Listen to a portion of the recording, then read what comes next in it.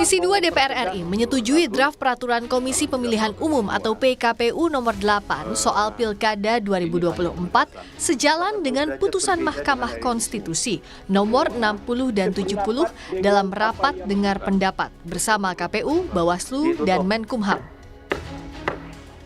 Rapat yang tidak biasanya digelar hari Minggu itu berlangsung selama 30 menit. DPR menegaskan dalam draft PKPU Pilkada 2024 tidak ada satupun pasal yang diubah pasca putusan Mahkamah Konstitusi nomor 60 dan 70. Di mana yang terakhir itu berdasarkan putusan Mahkamah Konstitusi nomor 60 dan 70 dan juga sudah diikuti oleh peraturan yang lebih teknis, peraturan KPU tentang pencalonan kepala daerah. Jadi insya Allah tidak lagi ada keraguan.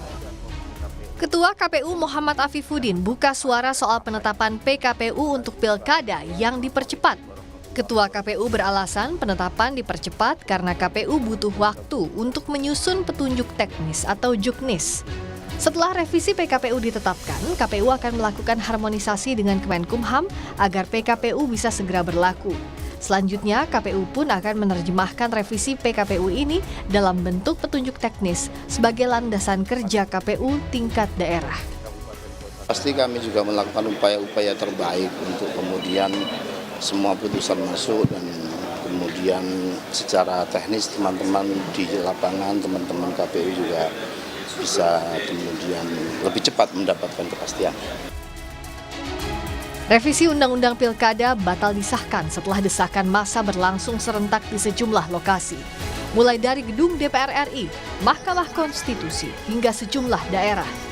Berbagai kalangan pun turut serta dari mulai mahasiswa sampai selebritas. Gelombang unjuk rasa menyuarakan peraturan KPU soal Pilkada harus patuh putusan Mahkamah Konstitusi, bukan untuk kepentingan pihak tertentu. Tim Liputan, Kompas TV.